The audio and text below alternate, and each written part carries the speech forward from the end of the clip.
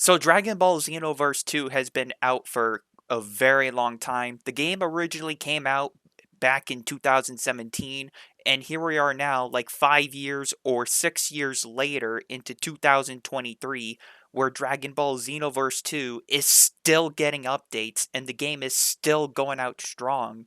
And there's a bunch of fans and a bunch of players still playing this game, whether it be in a local network, like offline, or whether it be online against other people or with some friends. Now, this might come as a surprise to some of you guys, but I actually am a fan of Dragon Ball. Like, I enjoy playing Dragon Ball games a lot.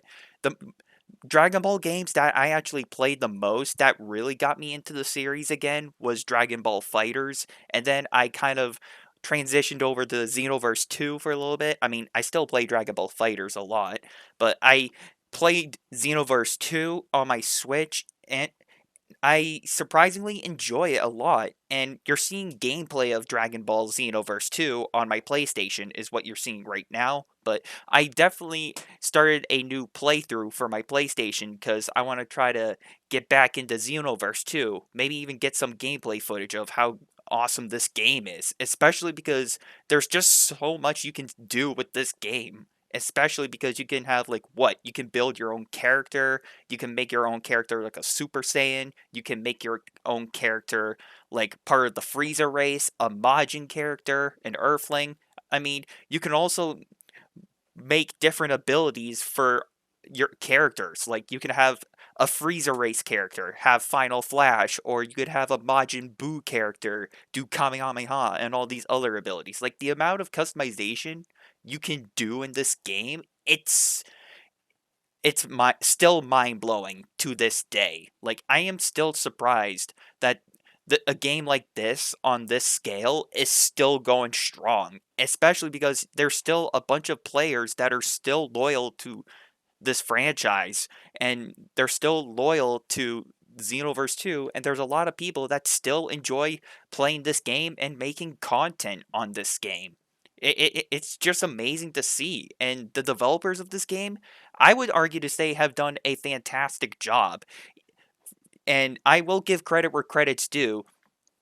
People who stick with their guns and stick with a game like this for like so long and still deliver updates like years down the line without having a live service model, for example. I mean, it's just amazing to see. I mean, yeah, you do have to connect online if you want to play with people in this game, and you can play this game offline as well.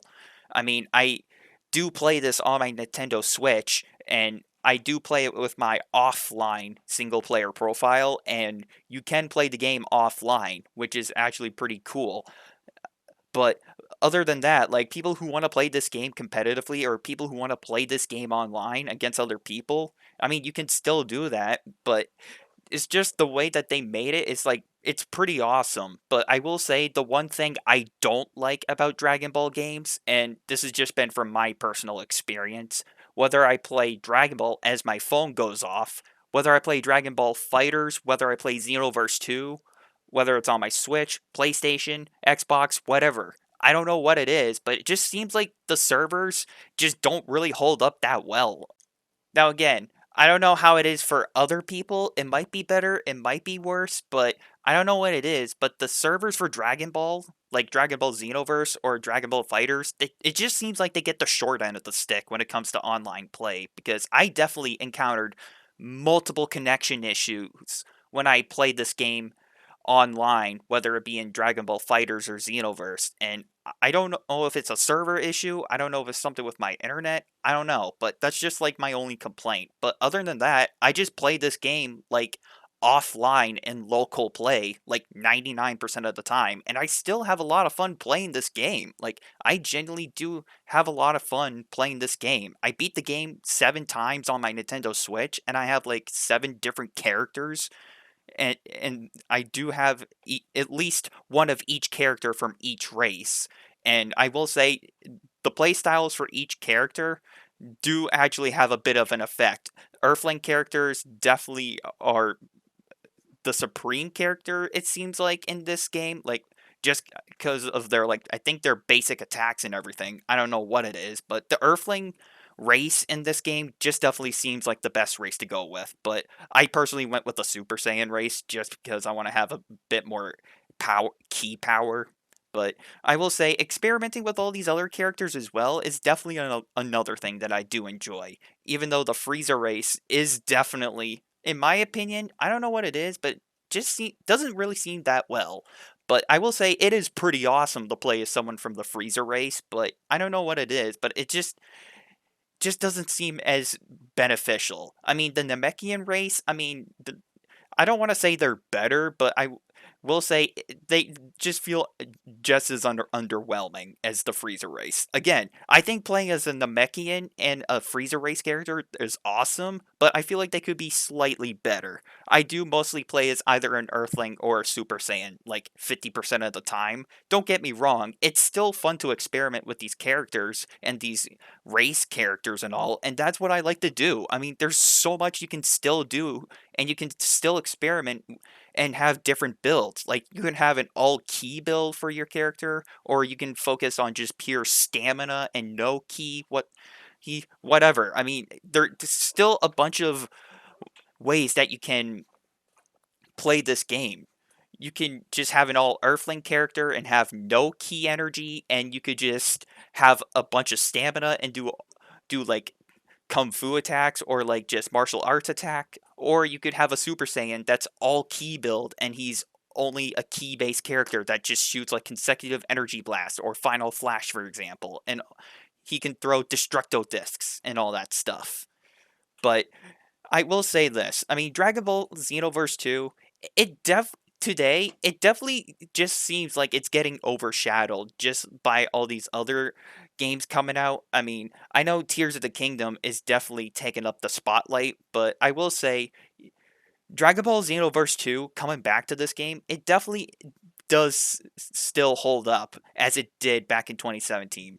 I know the game just released a new DLC for Beast Gohan, and I do have that for my Switch, but I'm still personally experimenting with Beast Gohan and the other characters. But other than that, I will say this. Coming back to Xenoverse 2, it still holds up in 2023, and it's still a joy to play. And the character roster, it's so damn massive. There's at least over 80 characters. Hell, at this point, I would argue to say that there's at least 100 characters, if we include the DLC characters and all. Now, Smash Bros. Ultimate has at least, what, over 70 characters? Maybe 80 characters, if we include the DLCs and the meat fighters as well. But I mean, Dragon Ball Xenoverse 2 having at least 80 characters or more? That is not an easy thing to do. And I know Smash Bros. Ultimate has a big roster, but Dragon Ball Xenoverse 2 definitely has the bigger roster. I have not seen a fighting game like this with a ginormous roster like this before. And that is never an easy task to do. Whether it be a copy and paste character with a few new moves, or whether it be a copy and paste character with the same moves, but with just a tweak in their abilities with a handful of new moves and a few tweaks with their awakened skills and all. But my god, just the character roster in this game is massive, and there's definitely a bunch of replayability. And I definitely see a bunch of people trying to get a nostalgia trip by just reliving some battles with Goku and Raditz, UI Goku and Jiren, whether it be Goku and Frieza or Krillin and Yamcha. I mean, I can see that there's so many possibilities, man. And I just want to say, it's if you guys haven't played Dragon Ball Xenoverse 2 in 2023, or you haven't played this game at all, you're in for an absolute treat. All I'm going to say is this game is definitely going to be one hell of a time. And I think people are going to definitely enjoy this game. It's definitely going to be overwhelming at first, but as you play the game, it's going to get more easier to understand.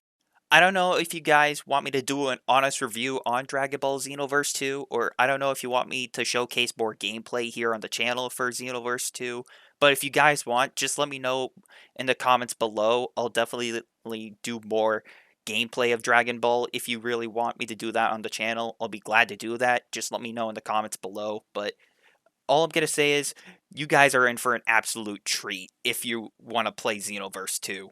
So with that being said, thank you guys all for watching and for listening. And until next time, you guys, I'm talking about how Dragon Ball Xenoverse 2 is still going strong. And I'll see you all later.